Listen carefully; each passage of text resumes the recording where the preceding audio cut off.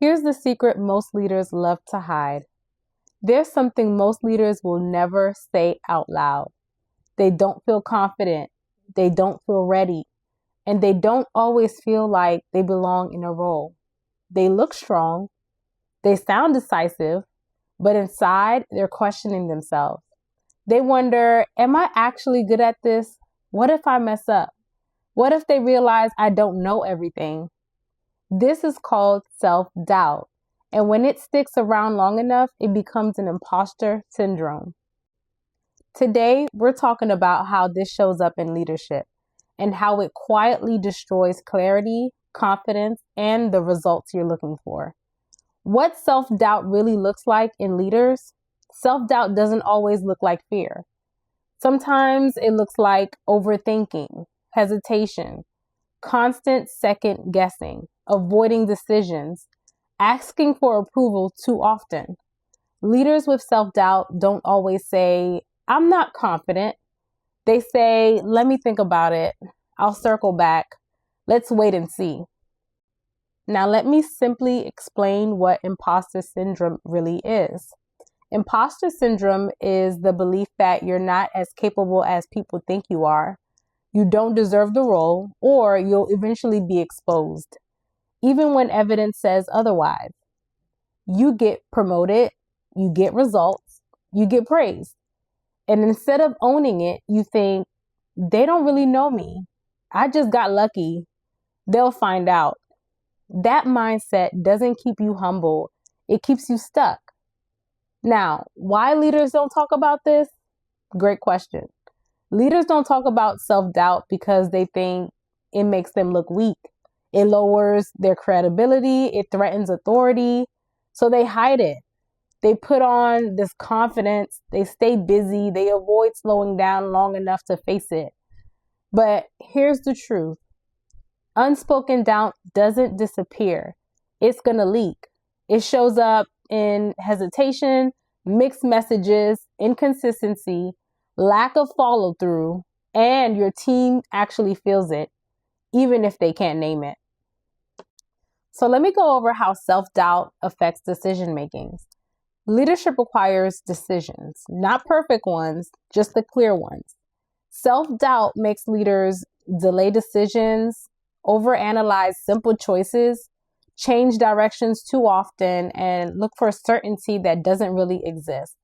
Like, for example, a confident leader would say, this is the direction, we'll adjust it if needed. Now, a doubtful leader would say, let's wait for more information. Sometimes waiting is smart, but when waiting becomes a habit, momentum dies. Teams lose trust when leadership feels unsure. Second, guessing yourself in front of others. Now, here's a common mistake. A leader makes a decision, then immediately questions it out loud.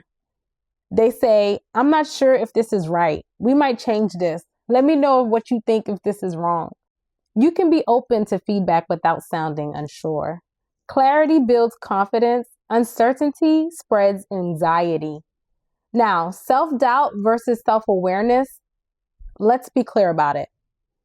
Self-awareness is healthy. Self-doubt is harmful. Self-awareness says, I can improve here.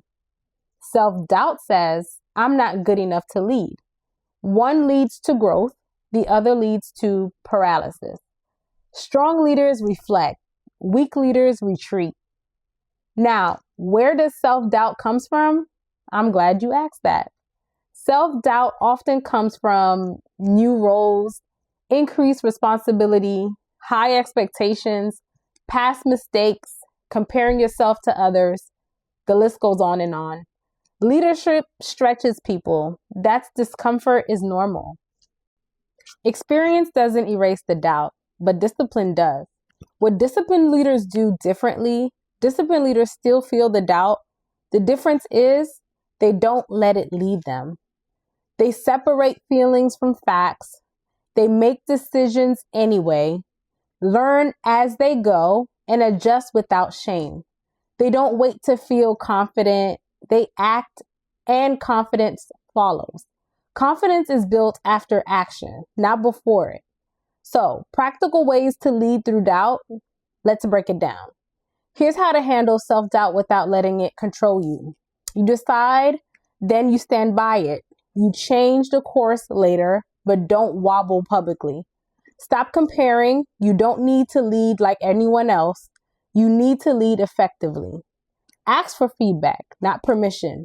Feedback improves decisions. Permissions weakens authority. Focus on clarity, not perfection. Clear direction beats perfect plans.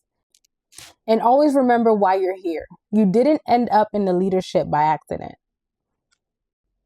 Let me end you guys with this.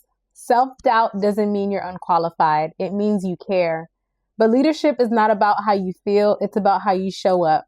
You can question yourself privately, but you must lead clearly publicly. Disciplined leaders don't wait to feel ready. They lead and grow into the role. That's not arrogance. That's responsibility.